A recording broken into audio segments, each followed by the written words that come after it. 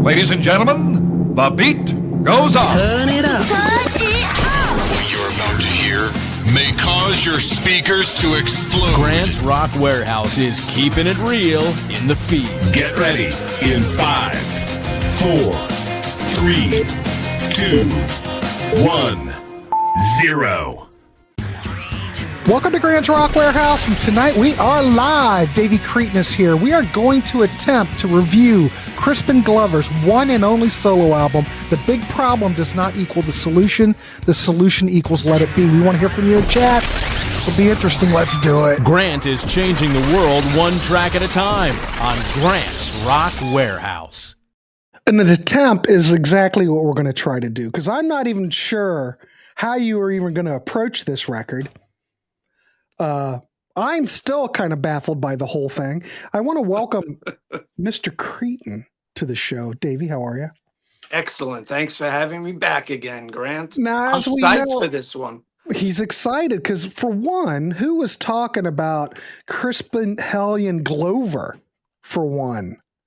Nobody. Well, we are. We're going to try to decipher this record and get into it. So, basically, as we do know, this came out in 1989. The title is very long. It's a mouthful. Yes. The problem is not the solution. The solution equals Let It Be. So I would have to say, on my listening to it, and I had never heard it before, I was aware of it. I knew it came out once, but I kind of forgot about it. I would say it's very unhinged. I would say, is it brilliant? Is it just a bunch of gobbledygook? We're going to try to get down to that. We have 18 people already watching, so that's good. Nice. So before we get started, let's see what is happening in the comments section. Who is here, ladies and gentlemen? We have, let's scroll. Hot Garbage. I think he was still pissed off about the Back to the Future mess. He could be. At times he sounds pissed off on here. Oh, yeah. Ken White, ladies and gentlemen, is here. Drum Dude is here. Digon's here. The Crispin Glover experience, says Al. Yes. It's interesting. Steven's here. If I haven't got you, just perk up. Oh, ladies and gentlemen, BM Bolt. I thought I told you not to come by here, McFly. There you go. Anyway, Davey, let's get started. Drum Dude did say it's a quirky one, Grant. I listened to it recently for the first time. All right, well, let's keep going. We want to keep this. Oh, this is actually a good question. How does it compare to Trout Mask Replica? That's interesting, because I don't even think, Byron, you can compare these two, because we are going to play a couple of tracks off this record just to stun you to death. We'll try to play something that's more commercial and more accessible. We will play the single from this record. I will say that. Anyway, I'm going to throw it over to Cretin and get his thoughts on it. Davey, go ahead, take it away, and we'll circle back around and go ahead. He's prepared like 6 pages of material. Yeah. Guys, hardcore. All right, Davey, go ahead. Take it away. I was working at an infamous record store on Long Island, New York, Titus Oaks CD and Record Exchange. And I don't even remember how we came across this album. It was probably a promo CD. We got zillions of those back in the day. And we played it, and a lot of us fell in love with it. We used to play it during business hours when the big boss man wasn't there. And people would come in and say, "What the heck are you listening to?" They would just look at the speakers, look up in the air, and you'd see these looks on their faces. What is this? Who is this? And we'd say, "Remember that movie, Back to the Future?" Yeah, the one with Michael J. Fox. The guy that played his father, George McFly. This is Crispin Hellion Glover's album. Mm-hmm. And it's categorized as avant-garde, which it definitely is, 100%. Outsider music, spoken word, and even alternative rock. You've got 14 songs, if you want to call some of them songs. It's mainly spoken word. He does sing. He does some Lou Reed type sing-songy Yeah. where he's half singing, half speaking. He makes some strange sounds. He coughs during a few songs. It's out there, and you'll hear some of it, and it's bizarre. There are some unlisted bonus tracks. The music, most of the music on this album is by Barnes and Barnes, who are a musical duo of Bill Mooney, who when he was a lad, he was on Lost in Space. Yeah. Danger, Will Robinson, danger. Of course, Yeah, if you know everyone this, remembers if you know the song Lost in Fish Heads, Space. remember the song Fish Heads that Dr. Yep. Demento used to play? That's Barnes and Barnes. They started in the 1970s, besides Bill Mooney or Billy Mooney, whatever you want to call him. The other guy was Robert Hamer. And they started calling each other Art Barnes and Artie Barnes, so they shortened it to Barnes and Barnes. They actually released 19 total CDs, 14, Jesus. 14 albums, 2 EPs, and 3 compilations on Oleo Records and a bunch of other labels over the years. So these guys were sort of prolific in their own way, and they said they came from the fictional place of Lumania, and that's where this record was recorded, but it was actually recorded at their studios called Mad Labs Studios, mixed at Penguin Recordings Studios. Most of the music by Barnes and Barnes. Crispin does some of the music here, and he's got his friend Charles Henry Frieder helping out with a song that maybe we'll play, maybe we won't. There's a lot of photography on the record. And do you have the CD with you, Grant? I do. Yes, 100%. On the back of it, Yes. there are a lot of photos, and the whole long title is a question. And Crispin wanted people to write in and call into a phone number, 213-464-5053. It was back 36 years ago, an actual phone number in California. He wanted you to figure out what the big problem is and what's the solution. And he was on David Letterman a few times, more on that later. The second time he was on, he did say that people did call the number and they got the question right. So it's based on the photographs and the song titles and the pictures on there. And this is a very bizarre, dense, unusual album. Yes. And the quote on the back says, "The solution equal let it be. Crispin Hellion Glover wants to know what you think the big problem is. Call," and then it actually gave the phone number. I tried the phone number today, and it is not in service. Darn it. Of course you tried the number today. I did, because I've sort of been obsessed with this record for 36 years. It caused the fog machine to go off. Now, some quick background info on Crispin himself. He was born April 20th, 420 of all days, 1964 in New York City, just like me. Oh, my God. His mother was an actress dancer. His father was an actor. His dad was best known for his role in the James Bond film Diamonds Are Forever. He played Mr. Wint, the homosexual assassin. And that is quite the odd film credit, so it just fits in with Crispin's whole story. Crispin started out as a TV actor. He was on Facts of Life. He was on Happy Days, and he has that unique voice. And if you hear the clips, that's Crispin as a young guy, as a teenager in the late 70s, early 80s on these shows. Then in 1984, he was cast as a friend of Alex P. Keaton, Family Ties with Michael J. Fox, 1984. He's on Family Ties. A year later, of course, in 1985, he would co-star in Back to the Future with Michael J. Fox. So there's an odd lineage there. 1986, he was in the indie drama River's Edge. And then he stopped making movies because he was concentrating on this odd hobby he found. In California, where he lived, he went to a bookstore and he found an old book from the 19th century, from the late 1800s. And he's looking through it, and someone had put their modern art in the book in this used bookstore. So he started buying up old books, and he was a budding artist himself. He started putting his artwork in these books. And then, because he was an actor, he started changing some of the words from these old books, and they opened up new meanings. So he became an author of old books that were in the public domain, because this is over 100 years. so there's no copyright anymore. So he wrote a book called Rat Catching. It was published in 1988, and it's based on a book from 1896 that was in the public domain, or definitely now is, and it was called Studies in the Art of Rat Catching. He wrote another book called Oakmont, and there were readings on the album from his books Yeah. with this odd backing music. It's very strange, and hopefully Well, we can play. some Well, we can snippets play of a it. track of it. We can play a track. You I want don't to know play a what- little of Oakmont Part 1? Yeah, let's play Oak Part. Let's do it. Let me Track find number it. 10 on the disc. Okay, track number 10. Let's just play it real quick because that's just like 2 minutes and 4 seconds. Oh, no, So- no. Track number 10 is 6 minutes, 3 seconds, but not Oh, the whole thing. Well, let's do like part 2.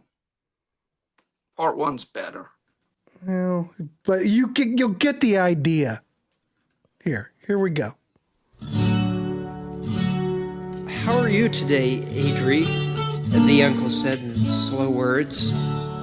Adri just wakened out of a little nap. His poor emaciated limbs were coiled up about his tongue. His sunken chest was stooped forward, his long, slender arms lying in his lap, the small, childish hands clasped. He raised his eyes at his uncle, spoke, looked at him. Exactly. What pretty hands you have, the uncle said, after a while, very quietly, for he knew how nervous Adri was, and taking one of the helpless hands in his. Now, the only thing in the world Adri was his hands. They were beautifully formed, perfectly clean and white, the nails nicely cut, and it was no wonder they never did anything but rest or hold. This last, Adri had instinctively closed them upon lying wide open in his lap. A little nervous about that treasure, his only one. Adri always was. What beautiful hands you have, Adri, his uncle repeated, as they lay in his strong contrast, too. Adri, oh, wouldn't you like to run about? Adri's eyes are fixed in such inquiring glances upon the questioner. Who made you? The uncle is obliged to repeat the question. Who made you, Adri? Adri listens with surprise at such a question. The next moment, he raises his long, slender arms, the fingertips of each white hand touching those of the other, as far as he can above his head. Then, very slowly, he parts his hands, bringing them down and back again. He opens... But as he does so, he says one word. Here. But the gesture spoke for itself. Can you let a little of the next track play? I want to see if anyone can guess what the synth sounds like. Okay. When the synth comes in right here. Sounds What does that Alan sound like? Parsons. A little, but what 8. TV show does that sound like the theme to? Adri stared, and they told me how they put wax in his chair and stuck pins through the hide of the bottom of it to see him It's a jump Netflix when he went to show. sit down.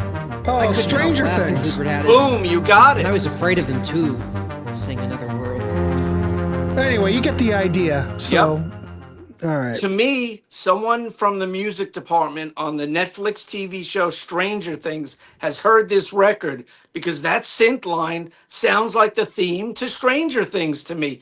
And for those interested, Stranger Things, the last season, comes back next Wednesday, the 26th of November. But that's enough of a plug. We're not getting paid by Netflix for this. Free money comes in with a good quote. What the hell? Which that pretty much describes it. Now, this whole book, this Oakmont story, it's the story of Adri. It's a character, and it's about his life and then his demise and what happens. And it's all to the musical backdrop of Barnes and Barnes. And if you've ever heard any of their records, and I've heard a lot of them because I worked with a guy who was a huge Sparks fan, huge Weird Al fan, more about him in a moment, a huge Queen fan, and he loved Barnes and Barnes. So I heard a lot of the Barnes and Barnes material, and it's definitely out there. It's unique, and you could call it a stranger thing itself. And Yeah. Crispin just narrates over their musical backdrop here. And it's very unusual because Adri meets an unfortunate fate, but then this harkens also to me, harkens back to Pink Floyd The Wall, because at the end of part one on Oakmont that I was discussing, Crispin says, the worms will get in. They will get in. The worms will get in. It's true. You can't keep the worms out. And I It's think impossible. after Adri meets his horrible fate, the worms reanimate him and he comes back to life. So that's in the unlisted bonus tracks. And also, track 14, Yes. 2 minutes and 11 seconds long. Yes. Barnes and Barnes are playing acoustic guitars. And you have the aforementioned Weird Al Yankovic on accordion. Oh, And let's Weird Al play is, it. I heard an interview with Weird Al, and he said Barnes and Barnes, said, hey, come over to the place. We want you to record on something. And Al remembers that Crispin was there. He's reading from this old book that looked like it was 100 years old. And Barnes are playing their guitars. And Al's just doing some accordion accompaniment. And Crispin is speaking over the music. And Al said it was a very weird experience, but he enjoyed it. He has a fleeting memory of it by now. What track is that again? That would be track 14 out of Here. 16. Here we go.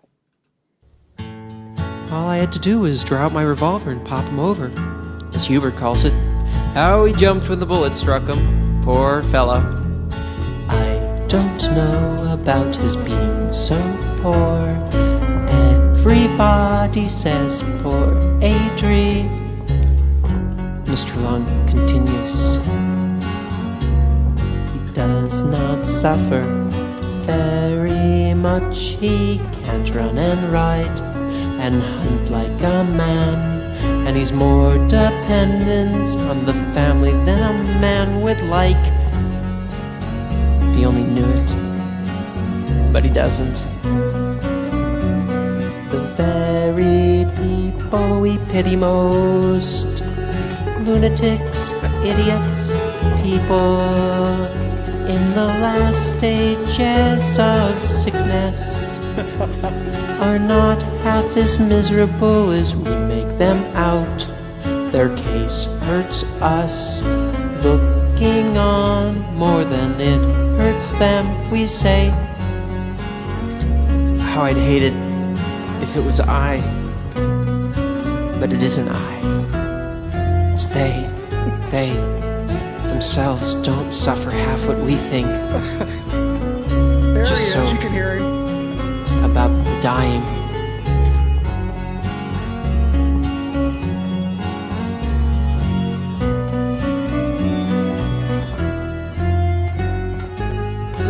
When a man is prepared to die, it hurts us more to see him die than it does him to do it.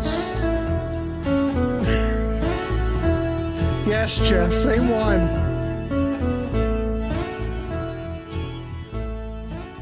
And that brings us to That's the next track. chapter You can cut it. 13, Yeah, I'm going to cut it. in which are All right. And So the whole anyway. the whole story of Adri, the last part, it's a little over a minute long, and the story ends with Crispin Glover referencing O Fortuna by Carl Orff. And it sounds like he's singing the lyrics at first to O Fortuna in Latin or Italian, and then it seems like he morphs into German. And Tia knows a little German, but she wasn't sure if he was speaking German, if it's made up. Is he speaking just gibberish? So no one really knows how the story ends because he's speaking either in a foreign language or a made-up language. And it just sounds like he's almost like yelling in German. Just weird. He's intoning these weird words as the album ends. So I'm not even sure what happens at the I end of don't the know. story after Adri comes back to life. But it is bizarre. Very bizarre. In fact, Hot Garbage thinks it's so bizarre. He said, okay, after listening to this, Zappa doesn't scare me anymore, but this does. Well, Great comment. Great comment. A lot of people, what mental disorder does Crispin have? I don't think he has a mental disorder. I think he's just, I don't who knows? To me, he marches to the beat of his own drummer because he's in the biggest movie in 1985. He could have been a huge movie star. Yeah. He was offered roles, he turned them down, and then they wanted him for Back to the Future 2. He thought it wasn't enough money. He wanted to get paid what he thought he was worth. The producers wouldn't give him the money, so he said, I'm not doing it. So they got a stand-in for him, someone that looked like him. And he sued the movie company and the producers, directors, and there was a law that a new law was enacted on the books about movies that you can't use someone's image without giving them credit because of Crispin Glover. So this turned into a big beef with him, and he turned him off to making movies. Like you put up someone's comment, they said that earlier. Yeah. And from then on, he only did certain projects and he did what he wanted to do. Sometimes when he was in a big movie, like the 2 Charlie's Angels movies, he was the bad guy. I think his name was the Thin Man.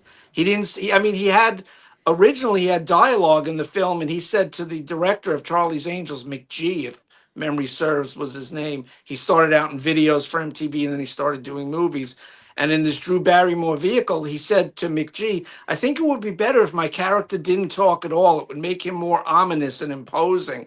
So he didn't speak at all. He just smoked and beat up the girls. That was his part in the movie. And he used his big salary from that to finance his own projects because he's an independent filmmaker. And he goes around, he tours, he reads from his books, he shows images on screens behind him. So he's got his own cottage industry. And once in a while, he'll be in a studio film like Willard, for example, which is funny. He's in a movie about rats when one of his books is called Rat Catching.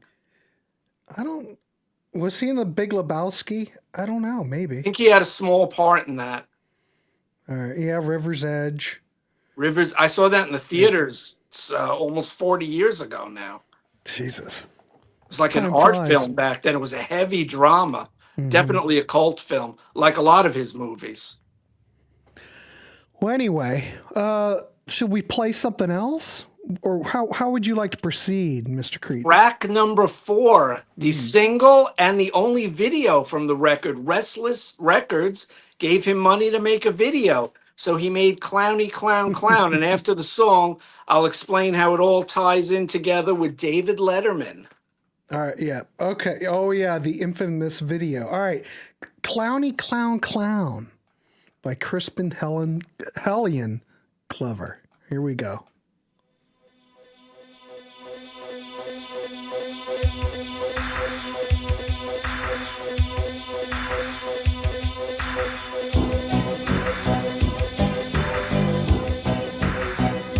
Like Tim Burton. I was walking on the ground, I didn't make a sound. Then I turned around and I saw a clown. Had a frown, stood on a mound, started barking like a hound.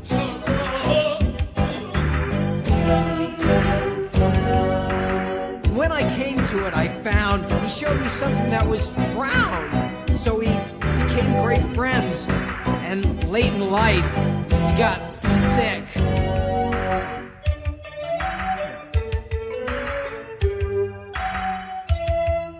I gave him some soup, but he got worse. It asked for its purse. It got it, but it was empty, so it cried aplenty. I wondered what to do. I didn't know what to think, so I got a drink. And then I showed it something that was round. Then it died, smiled, and fell on the ground.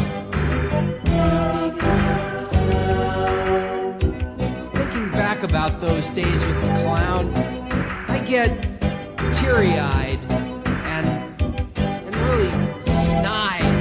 I think that deep down, I hated that clown, but not as much as Mr. Farr. I'm gonna go smoke a cigar.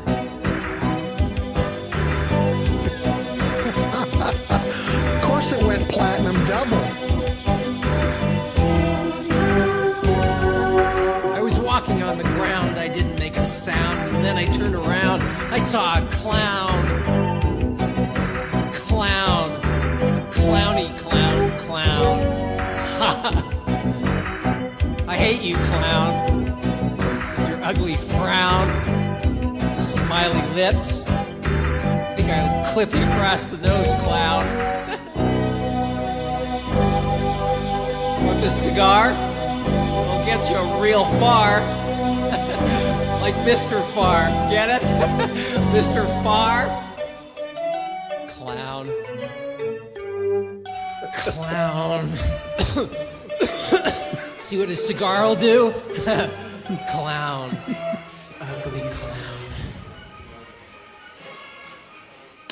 There you go. Well, The music is like demented circus music. It fits perfectly with the theme of the song, Clowny Clown Clown. yeah, Al says, I guess you could call this quirky. Yeah, exactly. I think Drummer Dude used that term before in the chat. Yeah, he did. He said it's quirky music. He's like the Gen X version of Charles Bronson. Clipping clowns across the nose all over America. Christian's weighing in and saying, well, it's safe to say that this really blows. Well, Cretin loves it. I love this album. He It's so loves it. bizarre. It's so weird. It's so esoteric and out there that he's a genius to me, Crispin Glover. All right, Like I said, get he that. could have been huge. He could have been famous worldwide, a big box office star like, well, maybe not like Tom Cruise. He doesn't have those looks. But he could have been a big movie star, and he chose not to do that. So I admire his moxie and him furrowing his own brow, his own path. He's doing what he wants to do, and it's very admirable. Well, I guess from a creative standpoint, you have to applaud. I'm just supply Restless Records signed him to a record. Yes, I never made a record. Crispin Glover did, so he's better than I am right there. Now, the story with David Letterman is in 1987, he goes on David Letterman, and he's dressed in these platform shoes, these odd pants from the 70s. He's got a wig on, like long hair. He's got glasses on, sort of looks like me back in the day, the way I used to dress as a kid before I had long hair. And he's just Cretin speaking- dressed like that at the record store, everybody. He wore those pants like, Nope. Come on. Yes, But you I, did. I do have a video, my second Tales from the Record Store video on my channel about how I dressed one day at work. Check that out, episode 2 on Cretin Classics of Behind the Counter Tales from the Record Stores, the series I'm doing. But getting back to this, so he's on Letterman. He's dressed very strange. He's acting totally weird, and Letterman just can't relate to him. It's like oil and water. They do not mix. Dave's trying to talk to him, and Crispin is actually playing a character unbeknownst to anyone. The staff didn't know. Letterman didn't know. He's just acting weird. And you could find this on YouTube, the clip of him, and he's like throwing punches and he kicks his feet up in the air. Letterman almost gets kicked in the head. Letterman says, I got to go check on the top 10 list. They come back from commercial. Glover is gone because Letterman had him thrown off the show. He was playing a character from a movie that had been written but hadn't even been filmed yet. And the character is Reuben Farr. From a movie that came out in 1991. I think it was called Reuben and Abel. I've my goodness. never seen it. Did it even come out? It did, but it's one of those cult movies. Yeah, Reuben Farr from Reuben and Ed. Sorry, Reuben and Ed was the name of the movie that came out in 91. So then this is 1987. The record comes out in 1989. In 1990, Crispin goes back on Letterman as himself, and he's talking to Letterman like a normal person. He's promoting the album, and they even played parts of Clowny Clown Clown, the video, on the Letterman show. So he did have his redemption with Dave 3 years later. He probably explained, I was playing a character, it's from a movie that's coming out, but no one knew, so it's one of the most bizarre talk show clips ever, and it's infamous, and it's all over the web, so check it out after the show. Yeah, Jukebox says Letterman didn't like his show from being hijacked. I think probably the only person that Letterman ever liked anybody or let anyone hijack their show was probably Howard Stern. Because you couldn't Big control ratings. Howard. Yeah. And he gets huge ratings. He used to when he went on talk shows. That's why he had limited appearances to make people want to see him more. But Howard Stern's another story for another time. Yeah. Swede says to place it anywhere near Captain Beefheart is sacrilege. Well, you can't compare these two. They're both very odd. Trout Mask and this is odd, but they are light years away from each other. Two different galaxies. Greg says, my theory is that Andy Kaufman faked his own death. A lot of people think that. And became Crispin Glover. Farrah Fawcett, always top notch. Are you talking about the Farrah Fawcett show where she was on and it appeared like she might be on some kind of drug or she's drunk or something? She was something. Something was going on with Farrah, that show. And what about Drew Barrymore, Flashing Dave? That was another great David one. Letterman moment. All right. Well, what else we need to talk about there, Cretin? I mean, you've got a whole bunch of notes. Keep going. Yep. Well, Tia, my better half and my producer and my lighting director, told me that in the night. Wait a minute. She does your hair. No, I do my own hair. No, you do your own hair. It would look a lot better than this if she did it. Okay. So in the 1960s, there was an artist by the name of Joe Orton, and he did the same thing that Crispin did. He took books and he put his own pictures and he changed the words, and he got in trouble and went to jail for it. But by the time Crispin Glover did it, he was using such old source material that he couldn't get arrested or busted or in trouble for doing it. Let's see what other notes I have. Yeah. This album was on Restless Records. It was in print for a few years. Then it went out of print for a while. In 2006, it came back. It's on Spotify. It's on YouTube. You could listen to it. And for Record Store, I think in 2024, I didn't know about this at the time. I wasn't working at the record stores anymore. They reissued it on colored vinyl for Record Store Day. Correct. So that's out there, and if it's not too much money, I'm going to look into getting that just for an odd keepsake. CD, just get this. The CD actually sounds really good.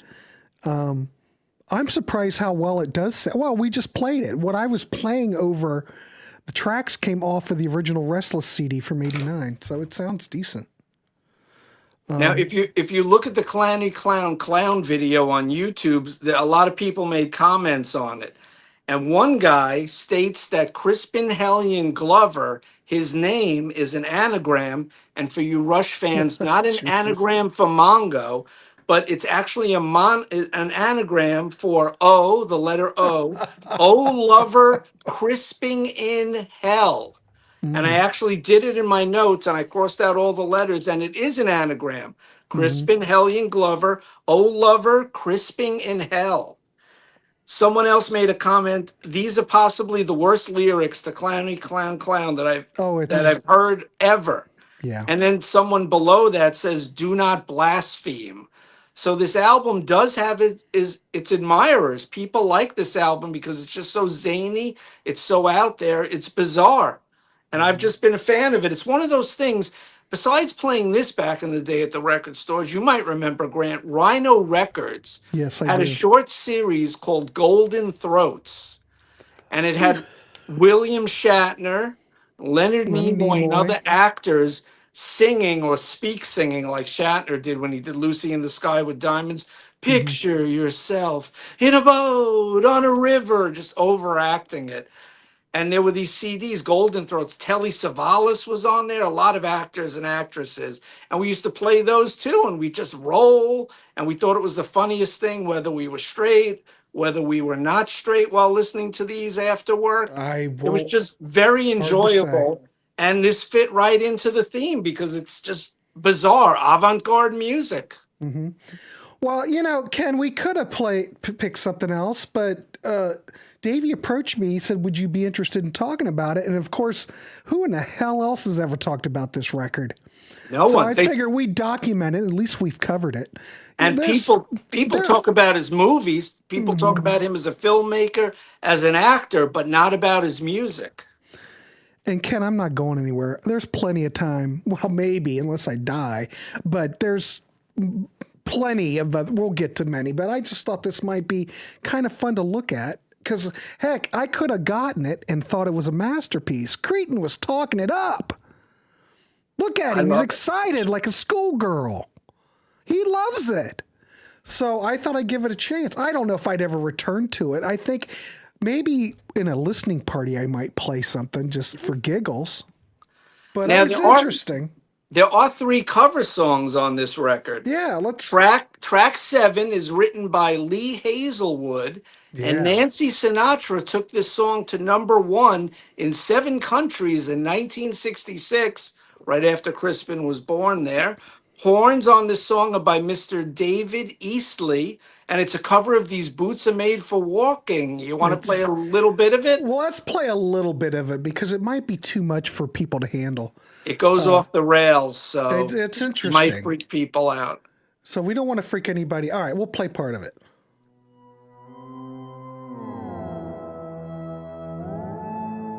Barnes and Barnes. Yeah, Barnes and Barnes are great on here.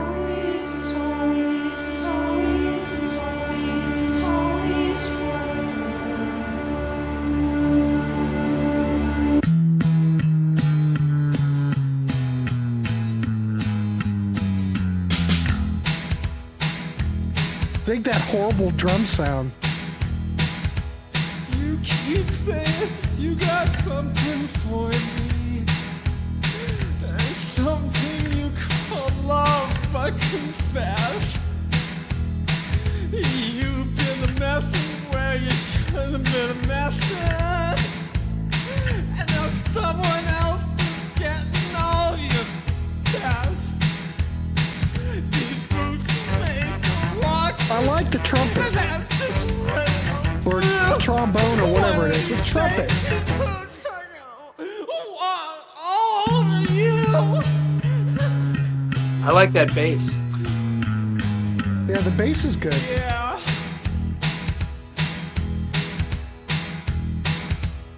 You keep lying when you ought to be truthing. And you keep losing when you're not bad. All right, I think everybody. Wait a minute. When you ought to be Greg says I like this better than Nancy's version. No, There it's we go. right is right, but you ain't been right yet. All right, I'm gonna get out of it. And that is actually the second longest song on the album. It's 4 minutes and 4 seconds. And it even has a fake ending where it fades out and then it fades back in. So it's like the torture never stops, speaking of Frank Zappa. Al, it does sound like the Wrecking Crew, damn it. It could have been the Wrecking Crew on there. It's a drum machine. Barnes and Barnes use drum machines on the whole record. That's what it sounds like to me. Hey. The next cover song Okay. is written by Alfred Lee and George Laybourne. And this song was done by, let me go to my notes on this track 8. Okay. My pages are all out of order. Eddie Cantor did a cover of this back in the day, back in the 1930s, 1934. But Crispin's version is very different. You want to play a little bit Yeah, of the let's play a daring little young bit. man on the flying trapeze? A man once was happy, but now he's forlorn, like an old coat that is tattered and torn, left in this wide world to weep and to mourn, betrayed by a maid in her teens. Oh, this maid that he loved, she was handsome, and he tried all he knew her to please, but he never could please her 1/4 so This actually isn't too bad. as the man on the flying trapeze. I float through the air with the greatest of ease, the daring young man on the flying trapeze. My actions are graceful, all girls I do please, and his love I purloineth away.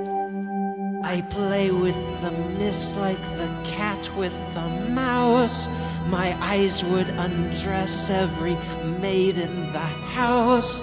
Perhaps I am better described as a louse, but still people come just the same. I smile from the bar on the people below, and one night I smile on his love. She blew me a kiss and she hollered bravo as I hung by the bar from above. with the greatest. All right, well, I think we get the idea of this, but this song's really not that bad. So, you know. He gets a little unhinged here and there, but not like on These Boots Are Made for Walking. No, that's crazy. And the next song you don't have to play, but oddly enough, it's less than a minute, and it's a cover of a Charles Manson song of all things. Never Say Never to Always? Oh, because come yes. On. Oh, come on. We got to play a Charles Manson song. We got to play here. Here, listen to this. And he did this before Guns N' Roses. Is forever. Is one. Inside yourself for your father. All is love, all is none. No, this is Charles Manson totally song. Back from behind you. The illusion has been just a dream. Double track vocal. Of death cannot find you. A lot. Is when on the sunshine beam. So bring all of your reflections. For there I will Is that a baby in the background?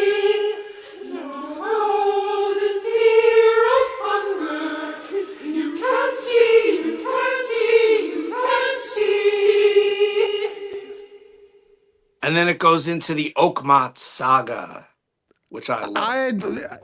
So you said that Guns N' Roses did a... Well, not this song. They did another song, an unlisted song on the Spaghetti Incident in, 1993, I think it was. Probably. On Geffen. They covered a Manson song. But Crispin did it first, 4 years earlier. Drum Dude says, I just picture those three bald girls walking into court for Manson. Creepy. The music fits it. I could see that going with the video. Webb is here, ladies and gentlemen. He's late, and he's going, what the hell was that?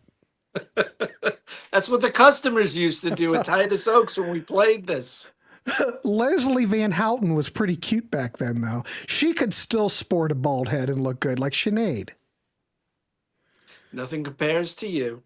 And garbage, of course. Anything else we want to... Where are we at? 42 minutes in? I mean, we can always end early. Is there anything else you want to add? I think we should do a little bit of the white boy rap. Okay. Remember, this was 1989. In 1987, the Beastie Boys were big with their drum machines and their samples. And Crispin Glover has an ode to onanism. And it is called Auto Manipulator. Maybe you can play a little bit of track 4. Well, track 4, all right, brace yourselves, kids, because...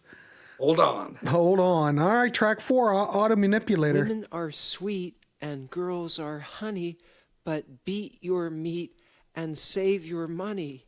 I'm an manipulator. I play with myself. I'm a masturbator. I strut on by the corner and walk into the grocery store. Guitars. These slick pages of their magazine are accompanied by their Vaseline. The lubrication is for masturbation. It's time for a celebration.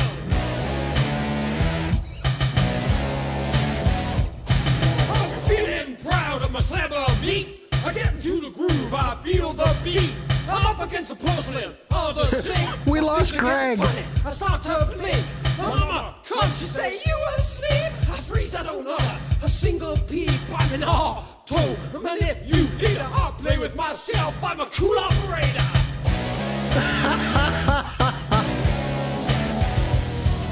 Not as good as the Step Brothers rap song. Yeah, this is not good. I would say this is not good. He's looking real good in a tight fit sweater. Shiny material of a slacks are getting to me. Okay, relax. Guitar. I drop a Jacksonville. I'm phasing this one out. Rant's out of it. All right, kids. You know, they said the same thing about Randy Newman when he did a rap song on his Land of Dreams album, which I also think was 1989. Anyway, the thing is about this show, oh, God, it's too bad Marlon's not here. Hey, there's no sax on this record. I'm surprised Marlon would just have an aneurysm. Well, the whole thing is to throw it out there just because no one's talking about it, and it's kind of what we do in the warehouse. And what the hell? This is a record that virtually unknown, and for good reason. Cretin loves it. I love it. I give it a 9. He gives it a 9. So out there. You've got to fight for your right to party 100%. Heaven knows. This will be big in 2085. All right. So anyway, I don't really have much to add. I just think it's a curiosity that it was fun to play a couple of tracks. If someone comes up to you and says, "Oh, that Crispin Glover album," which will never happen, at least you can say, "Oh yeah, I've heard Auto Manipulator and Clowny Clown Clown." Great song. It's all fun. We're just hanging out here talking. But hey, it's interesting. I'll give you that. I can't even rate it. Davey, do you like the Frogs? The band The Frogs. They're from Chicago, right? Like Smashing Pumpkins. In fact, the keyboard player was in the Pumpkins and then he OD'd, unfortunately. I haven't heard the Frogs in years. What's if the it's Frogs? the same band. West Coast Dave, give us who are the Frogs? No, this is it. This is the only thing we're going to do like this. This is a one-off, people. It's a one and done. Shatner and Nimoy had multiple albums. This is actually a one and done show. I didn't promote it like that, but it's really a one and done show. It's just fun just to play this, and it's just so out there. Actually, I think Trout Mask Replica is more commercial than this. I honestly think Trout Mask is more commercial of a record than this. Trout Mask, at least there's a method to the this is just madness. Trout Mask took months to work those tracks out. This is just, well, we did talk about doing The Residents. I'm still on board for doing a Residents series. I don't know when. Bill Cosby had 2 singing albums. Shatner ranking. He's got a bunch of records, even the modern day with Ben Folds. That's right. Thank you, Hot Garbage. Yeah, great show, Grant and Cretin. It's all good. It's all good fun here in the warehouse. We don't take ourselves seriously here, but damn it, at least we can check that off the list, Davey. Crispin Glover done. Can you just play a little bit of Oakmont Part 1, please? Yes. So they could hear the hypnotic, eerie groove of the music of Barnes and Barnes. All right, here we go. Part 1. All right, you got it. Here it goes. Track 10. Track 10. Here we go.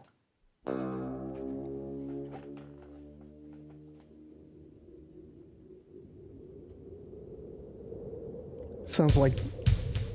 Oh.